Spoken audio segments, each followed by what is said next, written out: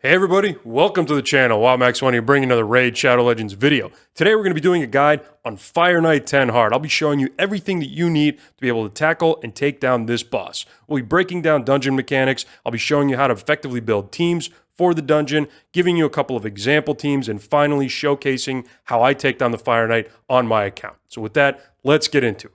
Now, going from normal Fire Knight to hard is a significant jump in difficulty. I wouldn't get a lot of pushback from the community if I were to say Fire Knight 10 Hard is the most difficult dungeon content in the entire game. So why am I advocating for you to push to clear Fire Knight 10 Hard? Is it the drops at the end of the dungeon? Absolutely not. As of the filming of this video, the gear drops from Fire Knight are actually pretty underwhelming relative to how difficult it is. But there is one reason why you should at least clear it one time, and that is Marius the Gallant, in contention for the best champion in all of Raid Shadow Legends for both PvE and in the arena, and he is earnable on every account, and one of the requirements is to clear Fire Knight 10 Hard. So regardless of whether you're already pushing through the missions for the horse, or if you're just here getting familiar with what you're going to have to tackle at some point in the future, we're going to cover everything you need in this video, starting off with the basics. All right, and here we go. So Fire Knight Hard is your basic dungeon encounter. You're going to have 3 rounds, 2 waves in the first 2 rounds, and the boss in the last one. Just like in normal, Fire Knight has his divine shield that he's going to start the battle with. On Fire Knight 10 Hard, he's going to have 21 counters that you're going to have to burn through before you can actually start dealing meaningful damage to the Fire Knight. While the shield is up, he's going to be taking 80% reduced damage, and he's going to be immune to all debuffs. As in normal, the shield can only be broken through attacks. One attack will reduce his shield by 1, and he will regenerate the shield at the start of every boss turn. So just like in normal, ally attackers and multi-hitters are going to be really important for burning through that divine shield so that you can start doing meaningful damage. But before we start getting into the actual boss encounter, for the sake of being thorough, let's go through the waves leading up to the boss, starting off with the first one and the 2 champs that are present in it, and that is Skrank and Venus. Now, I should mention here that if you're bringing a team ready to take down the Fire Knight on Hard 10, who has a speed of 250, you shouldn't have too much difficulty with the first 2 waves, as they only have speed of somewhere over 100. That said, in the first wave, you should prioritize taking down the Venuses, as they do have that decreased defense and weaken, which could potentially make your team take more damage, and both her and Skrank have AoE HP burn. In the second wave, you're once again looking at a Skrank, but in this case, 2 new champions, and that is Riho Bonespear and Tumesia. Now, if you're unable to one-shot the waves, or if they do get a turn-off, the more problematic one is going to be Riho. There's only going to be one, and she does have a cleanse AoE with a block debuffs and a massive heal for 35% of everybody's max HP, along with 5% more for every debuff that was removed. She also can place stun and a bunch of other effects, which then help Tumesia deal a lot of damage. So in this wave, if you're going to be going manual, I would highly recommend prioritizing that Riho. After clearing those 2 waves, hopefully without losing any champions, you will then arrive at the final boss of the dungeon, the Fire Knight.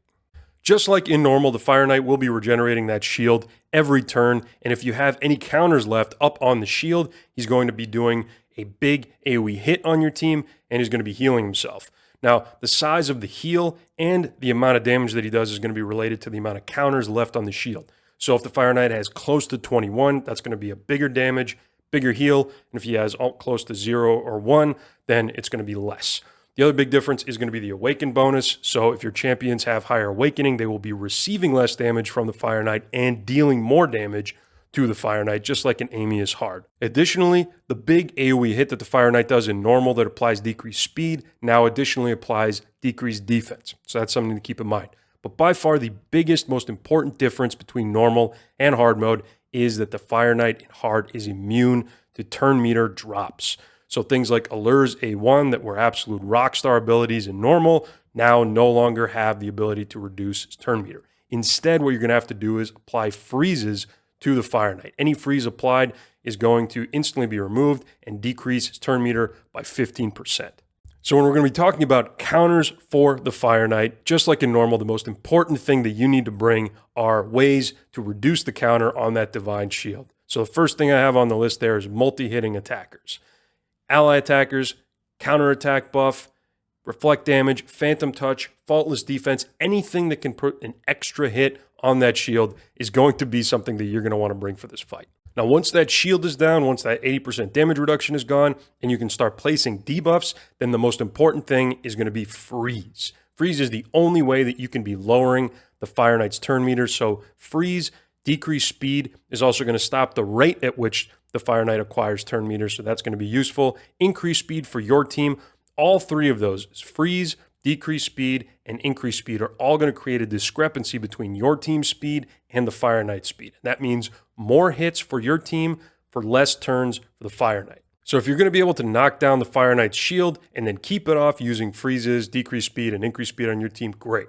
But if counterattack is part of your strategy, or if you just know Fire Knight's going to be taking another turn, at that point it becomes important to manage those debuffs that the Fire Knight's going to be potentially putting on your team, the decreased speed and the decreased defense. So having things like cleanse, block debuffs is going to be really good for your team. Having a heal reduction is going to be really helpful so that that heal that he puts on himself is not going to do anything. Having durability buffs, because he can hit pretty hard, and then potentially having higher awakened champions are all going to help you get to the next turn when you can knock down the shield again.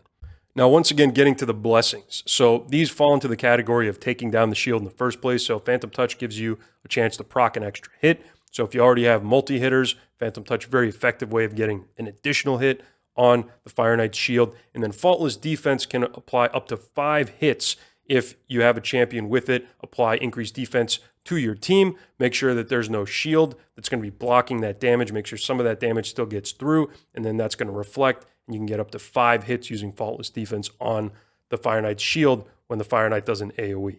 So now that we've seen the counters for the Fire Knight, let's take a look at a few of the ways that people build their teams in order to tackle this boss. So one of the easiest ways is just take a bunch of multi-hitting champions, preferably those that apply freeze with their A1, and then pair them up with 1 or 2 ally attackers and just throw them against the boss and hope that the boss never gets another shield back up because of all the freezes and because of the ally attacks. So in this case, you have 1 to 2 ally attackers and then 3 to 4 multi-hitters, depending on exactly how you set it up. Now, if you look at the rankings for Fire Knight Dungeon at any given time, you will see ally attack teams featured as like the top teams there, because this is the fastest way to get through Fire Knight Hard 10, but it's also just very effective.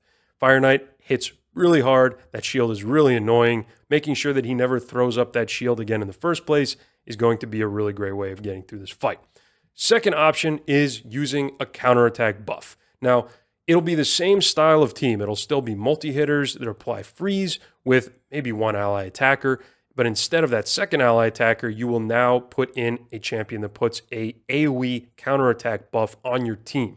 That way, the Fire Knight will hit your team, then all your champions will counterattack, break the shield, and then at that point, you can use your ally attacker and have them all hit into the boss with all their freezes, and at that point, you should have it under control just with all the different multi-hitting freezing A1s.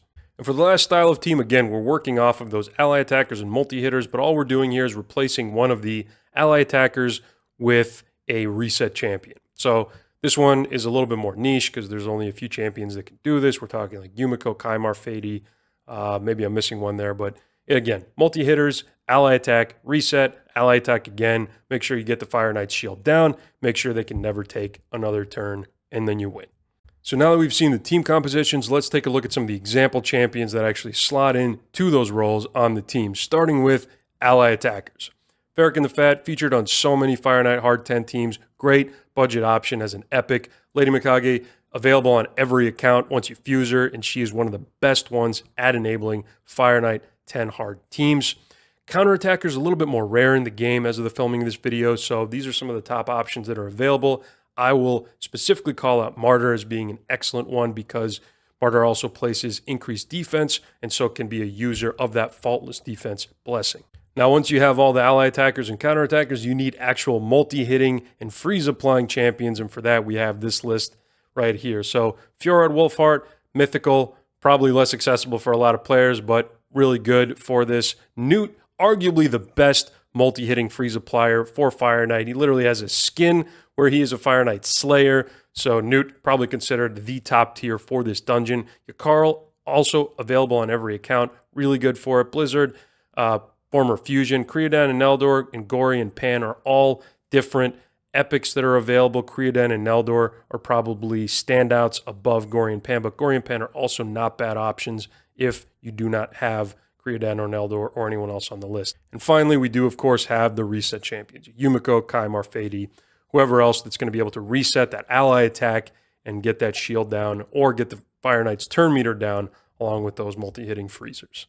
So with that, let's get to the showcase where I'm going to show you the team that I use on Fire Knight 10 Hard. Now, as you can see from the best time and lowest turns here, this is not a highly optimized build. I basically went with champions that I knew would be effective in Fire Knight, but each of these is tuned and optimized for a different part of the game. So the only champion I think on here that I don't use in a lot of other places is Neldor, and for him, all I wanted to do is make sure he had enough speed and accuracy to engage with the boss. That was about it. In terms of the stats and the AI setup, for those of you that are curious, although again, caveat, this is by no means optimized. So these are all champions that are doing different roles in different parts of the game. But we have Cardiel here. There's his stats. Nothing round 1. Not using his ally attack round 2. And then prioritizing ally attack in the final round. Pheidi prioritizing the reset in the final round. Doing nothing special in the first 2. Lady Mikage not transforming. Not using A3 in the second round. And then making sure to prioritize that in the last one. And then Neldor, I just want him using his A3 in the final round. For the other 2, don't care. Gnut, don't care for first round. Second round, I'm having him save his Blessed Bash for the last one where he's opening with that just to get a little bit of extra damage on the Fire Knight. So here we are in the second wave for the team. And the only thing that I wanted to showcase here specifically is that this team absolutely can fail just based off of RNG. This is not the most efficient team in the world here. The Riho, if she gets her cleanse and heal off, can enable the Tumesias to knock out my Neldor. It's happened before, and this is by no means 100% or a very high percentage team. I just prefer this team because it got the job done for me once, and so I've just kept it on this. I haven't bothered to optimize it yet. But again, if you guys are looking for a specific optimized composition, I'm happy to put one of those together for you and maybe improve my account in the process. So let me know down in the comments below if that's something you are interested in. But really what I wanted to showcase here was the transition into the actual Fire Knight room happening right now. So we open up, Fire Knight shield is on. Lady Mikage goes with her attack. We make sure to put Gnut last in the order. That way he is the last one to hit the Fire Knight. There goes his Blessed Bash. Getting some extra hits in. And now Cardiel's ally attack goes in. Again, Gnut last one to hit, which enables him to get the decreased turn meter on the Fire Knight. Then Lady Mikage starts with her ally attack. Now we have the decreased speed on there. Gnut now using his A1s to make sure that the turn meter is reduced enough for the rest of the fight. So at this point, with the decreased speed up, with Gnut going in with his A1s, with A1s only coming in from Neldor, I'm pretty much at very little, the minimal risk of failing this run. So this is the part that takes a while because I'm not using any of the big hard-hitting abilities. I don't have Gnut using his Blessed Bash or anything like that. All I'm trying to do is to make sure that the shield never goes back up. And yeah, for that, this is all that I need out of this team. And there you have it. Almost 4 minutes, 87 turns. Not my fastest run, but then again, it wasn't that fast to begin with. If you guys would like to see me put together a Fire Knight 10 hard speed team, let me know. Or if you'd like me to test any specific champion in this composition or a specific style, such as one utilizing counterattack, also let me know down in the comments below, and I'd be happy to put that together for you. And there you have it, everybody, the official WildMax 1 guide for Fire Knight Hard Stage 10. If you found today's guide useful, please consider liking and subscribing for more content in the future. Let me know down in the comments below if there's any other guides or showcases that you'd like to see on the channel. Thank you for watching today's video. Thank you for your time. Have a great day, and I'll catch you in the next one.